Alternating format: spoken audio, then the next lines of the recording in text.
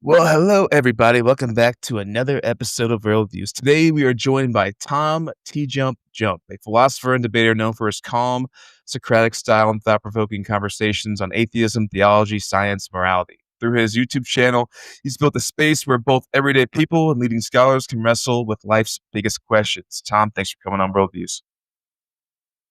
Yeah, thanks for having me. Appreciate it. You put a lot more thought into my intro than I ever have, that's for sure. we try our best here. First, Tom, can you just tell us what your upbringing was like? Did you grow up in a religious home, a non-religious home? How was that for you? Yeah, I was brought up in a actually just want to check, like my sound is really low on the feed thingy. Can you hear me all right? And is it gonna Yeah, come I hear through? you. Yeah, I hear you pretty fine, actually. So yeah, the recording is not gonna like I don't know if it's gonna be fine or not, but just wanted to let you know. Yeah, you sound good on my end. I think you should be good. All right, yeah. So my upbringing, I was brought up Christian. Went to Catholic school, Catholic high school. Actually, the school I went to recently, there was a shooting there last week, the Annunciation in Minnesota.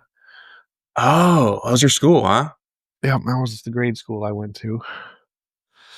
But yeah, so I was brought up Christian, lost my faith in high schoolish, was an atheist ever since. What was the I imagine it was a series of moments that led you to deconstructing. Um, Major depression for most of my life. None of my prayers were ever answered, and then contradictions in the Bible after starting to study it were the main causes. Did so I imagine then did people try to I guess your like peer group at that time, did they try to convince you to come back? Didn't really have a peer group. It's pretty isolated for most of my life. Didn't really have friends or family or anything. Okay. So there was no one to say like, hey, you should look into these, I guess, arguments and whatnot. Yeah, not until I started my YouTube channel and started debating professors. Was there anybody who was trying to present arguments? Okay, let's talk about that because your YouTube channel I saw it says 2 years old. Like your videos are 2 years old. That can't be true. I thought you've been doing this for a long time. Yeah, I got demonetized by YouTube for reused content or something, and so I had to delete all of my videos and reapply to get undemonetized. And then now I've been uploading the videos again um, every day, essentially. Okay, what? So when did you first start YouTube? Like when was that? Probably about 10 years ago, I guess. Mm, don't And really have what? it memorized. Sure. And what caused you to start your YouTube channel? It was a way for me to practice talking to people when in a space where I was comfortable. I was extremely antisocial for pretty much my entire life. And I used YouTube as a way to learn social skills and overcome the social anxiety by talking to people that about philosophy and God and stuff, which was much easier for me to relate to than small talk. I see. So your debate experience came from just conversations, then into debate. You didn't actually have any type of debate training going into this. Maybe there were some classes in school or something, but nothing I really took seriously. Okay. What has been like, I guess what it could be philosophical or other. What was like the biggest shift you've had in your beliefs over the years? Hmm. Um, I don't know. Kind of depends. Like converting from Christianity to atheism, I guess, might be a big one. But I guess it'd probably be more likely to say going from like suicidal major depression to not severely depressed would probably be the biggest transition, maybe. Right. Since you have so much experience debating, wrestling with all these arguments for God, arguments against God, all that, is there a specific argument for theism you actually find challenging? Or do you just think they're all equally false, I Um, guess you could say? Well, I definitely think they're all false, but there are different layers of argumentation that have a lot of intellectual things you have to work through to be able to address them. So, like Thomism, arguments from Rob Coons is very, very intelligent.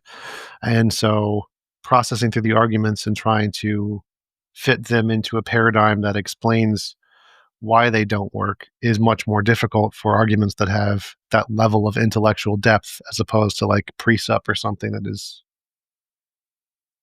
pretty simplistic by comparison. Yeah. Have you had a conversation with raccoons before? Two, yeah. How was that? The first one I didn't do as well because I wasn't as prepared, but the second one I think I did significantly better. So this was just like this wasn't a debate though. This is just a dialogue. Um, Mostly the same thing though. There we were debating Thomism and whether there's evidence for God, but it was an open conversation. Okay. So I guess which argument do you think is I'm trying to phrase this in a way that's not like stupid.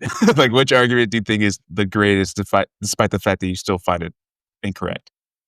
Um,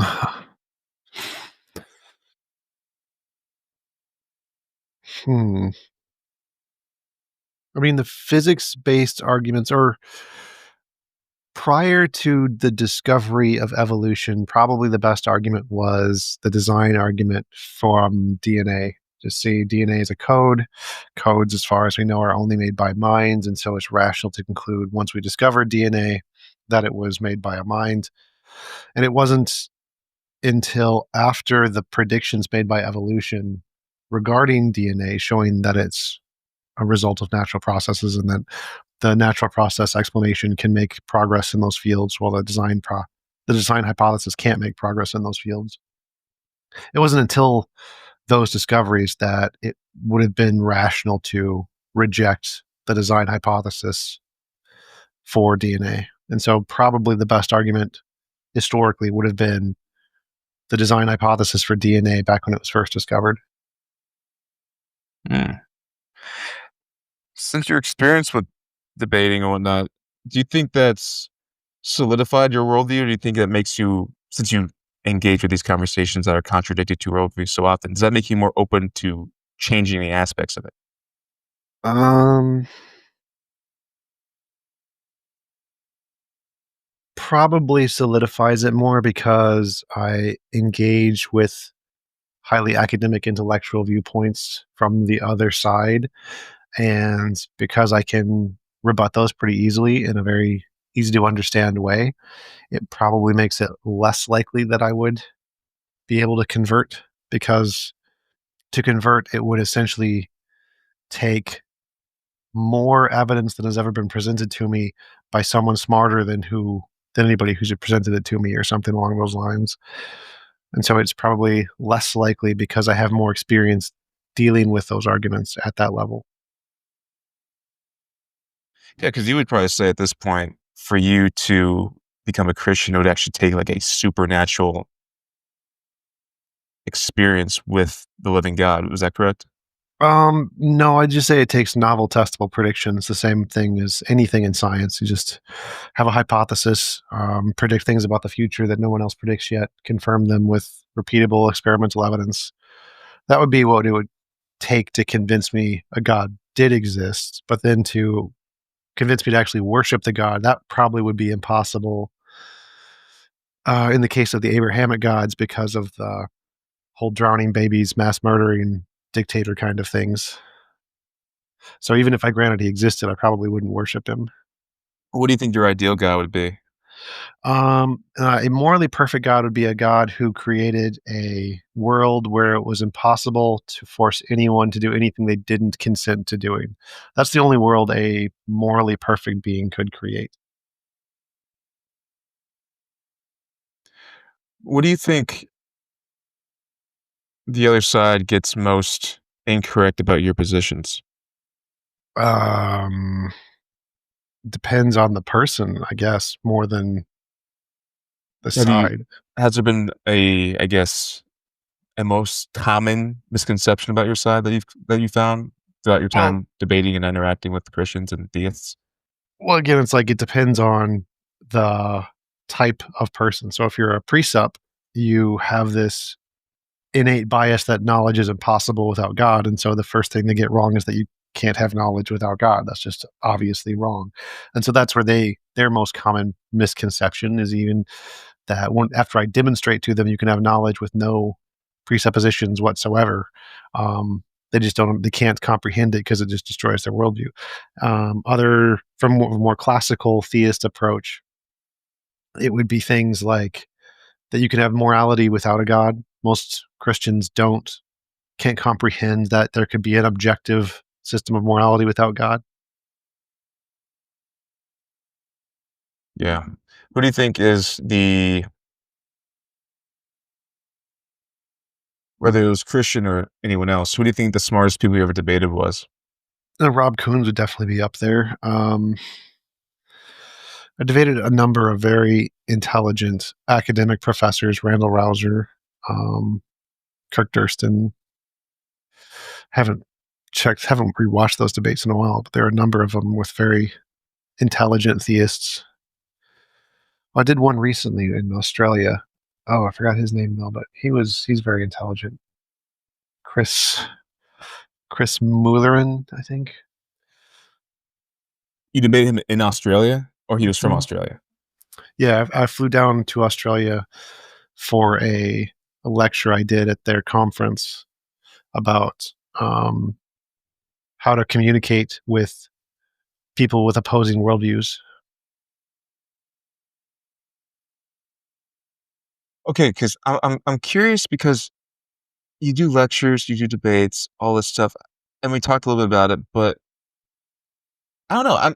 How did it feel with the transition between your social awkwardness to having more of the ability to engage with people more comfortably? Does that question kind of make sense?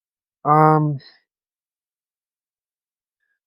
in a way, it was kind of like the frog who's in the boiling water kind of situation, where if you just change the temperature slowly, it's becomes more comfortable. And so there are areas that began very uncomfortable, like talking to people in person, that with practice became much more comfortable.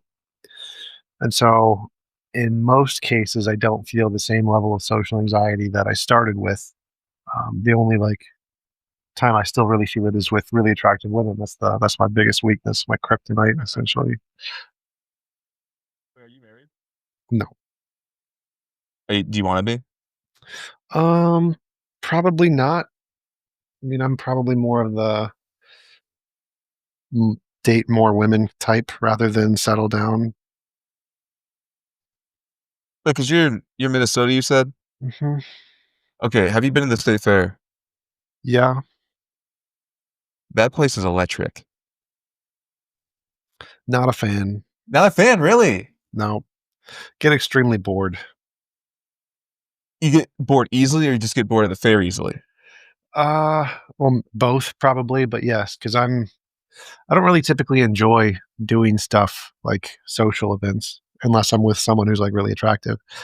But so just going to the fair and just going on rides or trying food is I'd rather be doing that in a place that didn't cost as much money or be as crowded or at least be with someone like on a date and then it'll be fun. But just going alone would be boring. Well, how do you usually spend your time? Sounds like you prefer Working. to do stuff indoors, working. Um, yeah, I can't really be doing what I'd actually like to be doing, so I do productive things. If what's your ideal? I guess if money wasn't an option. I mean, if you had all the money you wanted, what job would you do? What job? I don't know. I would maybe own an art studio, own a fashion studio, own a coffee shop,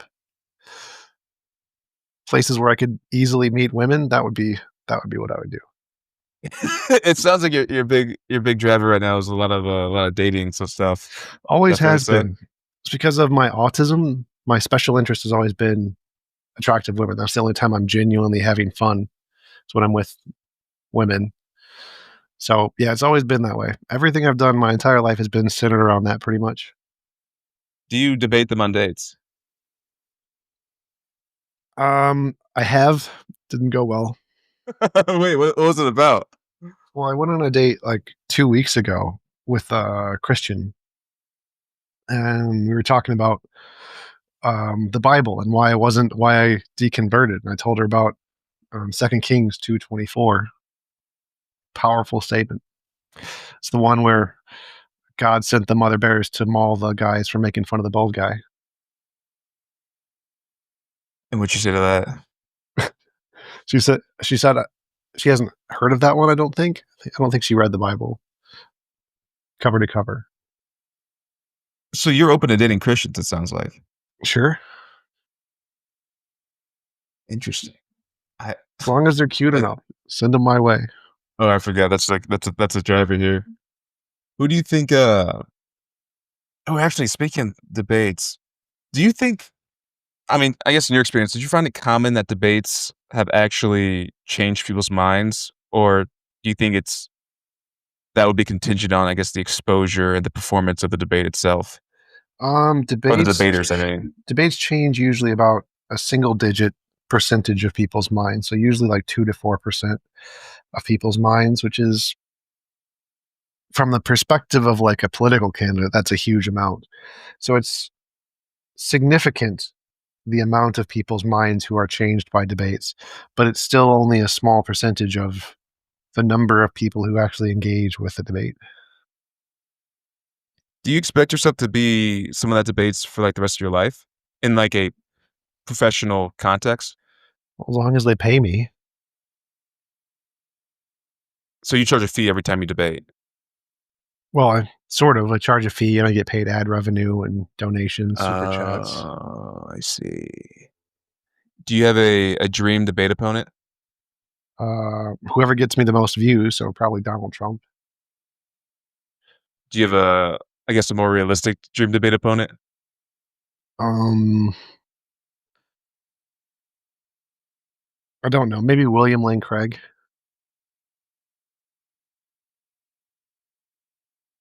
Oh, yeah, I guess just because he's like the tier 1 Christian apologist. Yeah, he's very famous and very intelligent, and so debating him and presenting strong arguments against his case would be very beneficial for my YouTube channel. Okay, here's a scenario. Let's say tomorrow God appears to you, and so you know he exists. What part of your life do you think would change first? None of it. I would like if I None of was it. we were talking, I'd be like, "So, the whole drowning babies thing, I'm not really for that. I can't really worship you on moral grounds because you mass murdered a whole bunch of people." But the answer would change if it wasn't the Abrahamic God. Like, let's say it's Um, the God you described earlier. well, if it was the God I described earlier, he would have created the best of all possible worlds, which isn't this one. This is not we're not in the best of all possible worlds. So there'd be a contradiction in the fact that there's a God before me, but he didn't actually create the best of all possible worlds. Therefore, he can't be a morally perfect God. Um, so the one hypothetical possibility would be like if God created the best of all possible worlds and all humans on Earth decided to give up their rights to a perfect world to experience suffering or whatever. And then the God was like, "No, you chose this, and you wanted to wipe your memory or something." I'd be like, "Okay, send me back. Snap my fingers. Give me back to the world I really want to be in." Okay, the best of the possible worlds thing, does the best of the possible worlds does that world have flaws? I don't. Depends how you define a flaw. The best of all possible worlds, as just a minimum definition, is simply a world where it's impossible to force anyone to do anything they don't consent to doing. They can still do anything that they consent to. So, like, if they consent to suffer, or they consent to starve, or they consent to age, they can experience all of those things if they want to. Um, so, the only rule in the world is that you can't be forced to do anything you don't consent to doing. But there are no limits on what you can consent to doing. So everyone in this world can it sounds like everyone in this world would only ultimately the pursuit of satisfaction?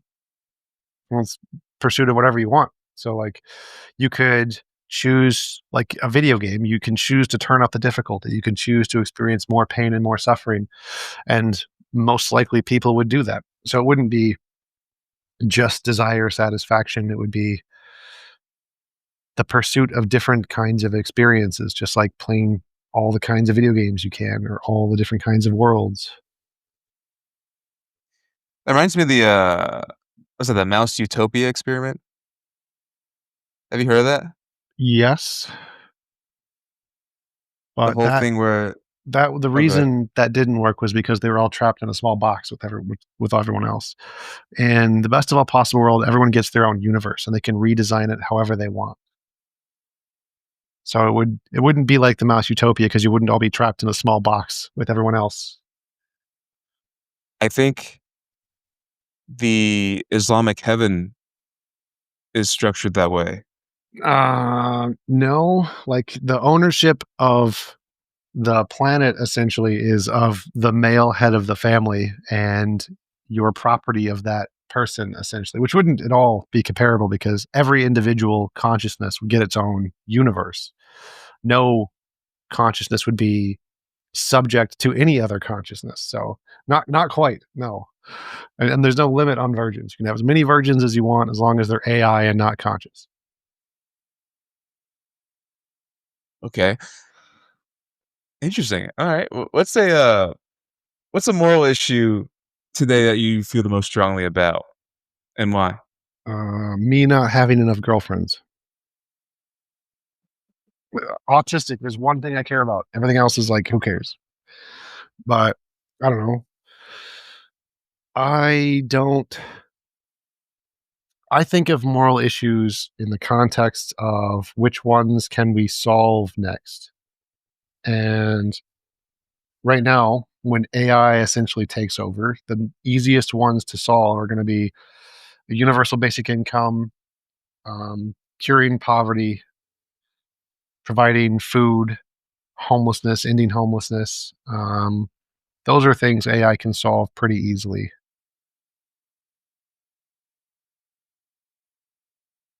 Does do you worry about AI?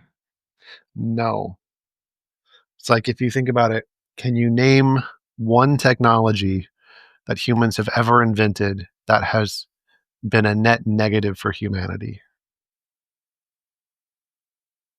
So we're not including, like, weapons and stuff. Anything, anything you want. What if I said an atomic bomb?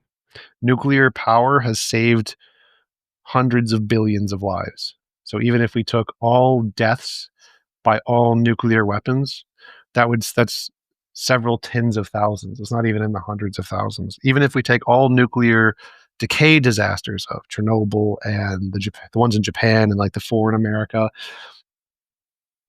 the number of lives that nuclear power has saved in one city is more than all of the deaths caused by nuclear power in the history of the planet.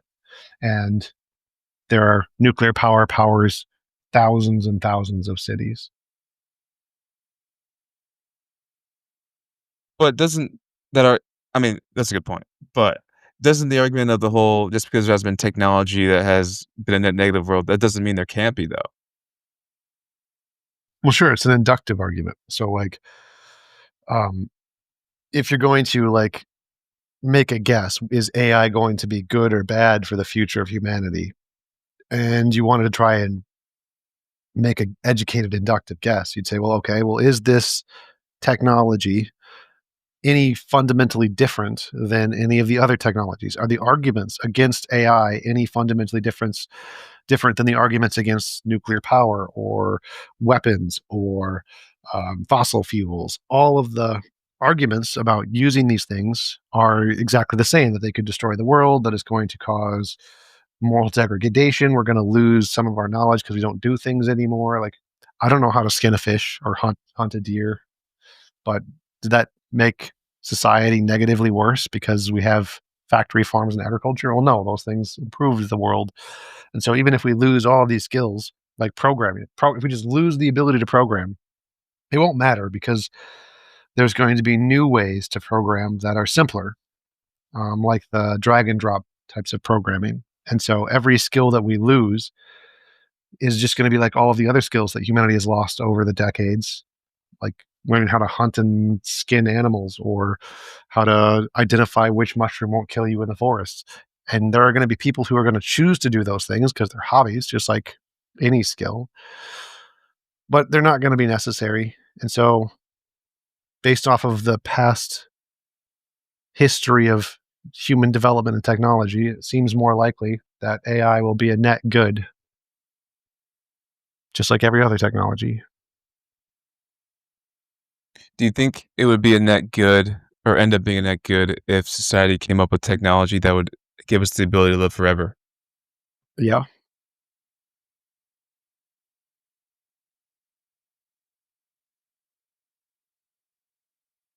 In place of but you don't think it'd be well, I guess I'm thinking like it'd be overcrowded, but then I'm thinking, well, maybe they put the consciousness in something that makes things less crowded, then that could solve a few things, but We realize there's space is a thing, right?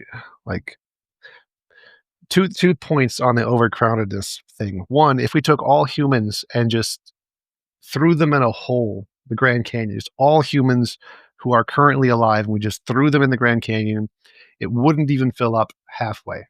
There is no overcrowding issue. There's a traffic issue because people like certain areas better than other areas, but we could literally spread out on the planet and populate increase the population by to like 100 billion and be fine. well, I was thinking, I guess, from the perspective of the humans that really like their space, like having a good amount of space around them. Or like how many miles would you like? How many square miles are there on the surface of the planet? How many people I would you mean, need? true, but by that point, people could get pretty selfish, though. You can live forever. You want more space around you. You want to see less people.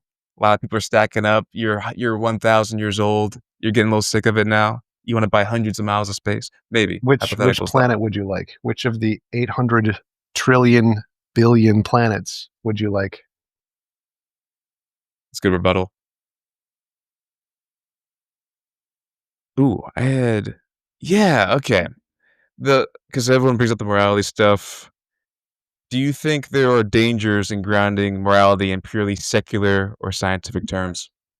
There would be no different in grounding morality in any one thing that would create some kind of a problem that it would not create in a different ideology. So, like, if you ground morality in, say, a consciousness, like a God, the consciousness makes morality subjective to the consciousness. So the consciousness change its mind, then morality is subjective.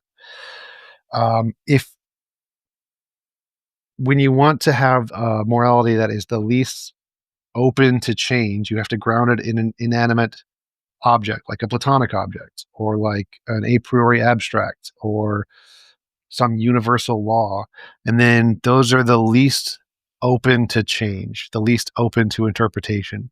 The ones that are the most open to interpretations are things that are grounded in consciousness or feelings or intuitions, whether those are of a subjective culture or of a supreme being doesn't make a difference.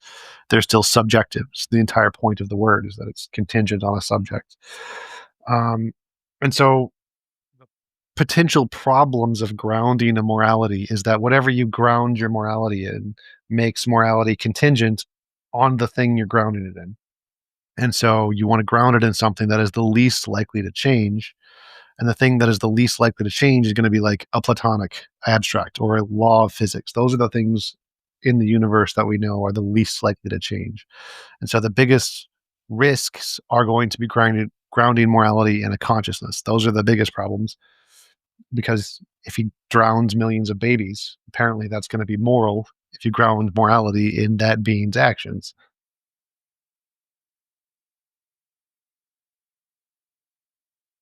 How much do you read? I used to read a lot. Now I don't really. I used to, when So I do would you invite on a professor, they'd send me their book and be like, "Hey, can you read my book?" I'm like, "All right, I'll read your book and get a signed copy." why'd you stop reading as much? Reading does not help me get a girlfriend. Back to that? Always come All back to day. that. All day, every day. I assume women like men who read, though, at times. I guess it shows a man has some kind of extra hobby at least. Yeah. There but you can just have any extra hobby, and it doesn't need to be reading. Reading takes a lot of time. Like, the only thing that'd be worth reading would be, like, Six of Crows, popular chick flick teen drama things, romance novels, then it's interesting. Reading physics textbooks is not really a sexy hobby. Well, wouldn't it be better than I guess girls would find it unattractive for a man to play video games? Possibly. I mean, it depends. Go to, like, an anime con, I think you're more likely to be able to meet women at an anime con than, like, a book fair. That's actually a pretty good point. Wait, do you play video games? I used to. Were you a Playing PS2 guy? mm, no. I had a N64, GameCube, 3, 4, 5. I think that was it. Dang. Dang. Okay. And looking ahead, what are the goals you wanna accomplish with your channel still? Would you like to take a guess? It's gonna have to do with women, I imagine. There you go, you got it, yes. So that's the reason I started my channel, and the only thing that really matters to me is, like, can I use my channel to meet women or impress women? That's it. How impressed are women usually when you bring up the channel on dates? Um, Usually surprisingly a decent amount. They say I have, like, 32,000 subscribers, or like, "Oh, like, that's a lot." Oh, that's a good point, because women are attracted to a man with status, and if it show them that you have 32,000 people that wanna see you every week, or however often you said to post it, I think you said every day, then that would show a man of status, so I assume that does work quite often. Yeah. Are there any goals outside of the women thing? Like, obviously, you want growth, but I'd imagine sure you want some, like, maybe some conferences you wanna speak at, would you wanna speak at, like, the Oxford Union or something like that? Victoria's Secret?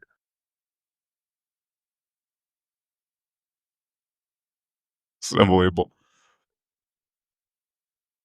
So then, if you weren't doing debates in philosophy, what do you think your life would look like? Um, well, mostly my other, because I have, like, 5 jobs, and so Yeah. if I wasn't doing debates, I'd just be doing other jobs, other ways to try to build status, build money, build security. But this is your So, favorite way of doing it though, right? uh, no, because my favorite ways to do it would be ways to meet women and make money. So, definitely not. It's the least effort way to make money because I don't really have to do much. Sit and talk about things that I know about. But yeah, I do bike delivery for Jimmy John's. That one's fun. Extra getting paid to exercise is nice. Chess coaching is also pretty easy, low effort. Stocks is pretty low effort. Do you have any oh, surely you have some stories from Jimmy John's from doing delivery. How long you been doing delivery for? 2, 3 years ish. Anything unique happen? Sure. Yeah, there was one time where an employee was pissed, and he got because he came in late, and I got his shift because he didn't show up, and he got really pissed at the manager. So he grabbed a chair and he threw it across the room. He grabbed a sandwich and threw it across the room. Oh, that was pretty funny. But he had some problems. He was not in a good space. His bike was like a little kid's BMX bike. Like, he did not have a stable life. What are your do you have like a top 3 Jimmy John sandwiches? I do an unwich, so like no bread, just the lettuce wrap, um, roast beef, turkey, fried onions, regular onions, Caesar sauce. You anti-bread? Anti-fat, calories. Got to do the protein, high protein, low carbs. Are you a big because that gets you women. Yes, Nice. there you go. You're catching on. You're I'm getting it. catching Getting it. on. You're I getting it. get it now. Yeah. Because I was about to ask you if you exercise a lot, but I imagine you do. Doing bike delivery is, yes, lots of exercise. I bike 20 miles a day for work every day. And then when I'm in a cutting stage, I'll do another 20 miles when I get home. How's that work when it's like Minnesota winters? Doesn't make a difference. Still do it. Doesn't make a difference. Yep. It's a bike all year round. So you must have an indoor bike then, or like a exercise bike. No, it's bike delivery. I mean, I could try bike delivery on an indoor bike, but I wouldn't get very far. I'm just amazed that you're able to bike when it's ice and snow on the ground in Minnesota. Yeah, you get studded tires. Studded tires with metal studs in them. You can go over the ice pretty easily. Okay, well, have you ever had? You probably haven't, but I gotta ask all our guests this question. Have you ever had a paranormal experience? Um, Depends what you mean. So, like, have I had an experience which could be labeled as a ghost? Sure. Have I actually met a ghost? No. I'm an atheist. Um, there were a lot of times where just really improbable things happened, like flipping a coin 15 times, getting heads every time. It's just like it was weird. Like doesn't really happen, but nothing like super fantastical. I can't really remember a lot of them because back when that time period, that was like 15, 20 years ago, and I took a bottle of sleeping pills when I was like 25, so I can't really remember a lot from behind back then. It's very fuzzy. Do you think aliens are real? Yes, Do you think they're from space, or do you think they're from a different dimension, or do you think they're Mexico. from the Earth? Mexico. Yeah, yeah. There's no different dimension aliens. That doesn't even make sense. Dimensions don't work that way. Dimensions are tiny, tiny things that are like too small for anything for like even particles to live in. But there's definitely a sufficient number of planets to harbor life. None of them have come to Earth, but they're definitely out there. You don't believe any have come to Earth? No. Why would aliens travel millions of years at the speed of light to come visit some monkeys? What would be the point? Like they have So better you'd be things to awfully do. shocked if they ended up showing up all of a sudden. Yeah, they would be. I'd be like, you guys really spent that many years to come visit some monkeys? Like you had nothing better to do, really? Like really? Well, I guess that assumes that they're from space. I mean, there's that whole theory that they have some kind of civilizations in the ocean. I don't think those would qualify as aliens. I think those would qualify as like Atlanteans. But no, there's no Atlanteans in the ocean. Okay. Oh, I had one more epistemology question for you. So you emphasize a lot on your channel the idea of epistemology. What do you think most people get wrong about how we know what we know? Um, Depends on the group. So like most theists think that they know things, especially arguments and evidence for God, on very good philosophical grounds. It's not, absolutely none of it. Historicity is absolutely atrocious when it comes to trying to justify anything in the Bible. Like the first existing character in the Bible was David. Like there's no other evidence for any of the other characters prior to David even existing. Um, Historically, archaeologically, none of it doesn't even exist. Like Moses, there's no evidence Moses existed. Tons of evidence he didn't exist. But so that would be one thing that theists typically get wrong. Atheists typically get wrong that most of their beliefs are grounded in strong scientific evidence, when really most of our beliefs are grounded in intuition and you justify it with science after the fact. So those would be the two biggest things. Cool. Well, last question for you. We always ask people on our show. One question you would ask God if you knew he would answer right here and right now. What would you ask? Oh, lottery numbers?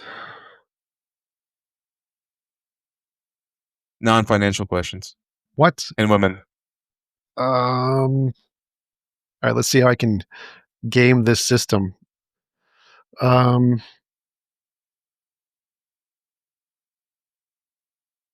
Location of lost treasure.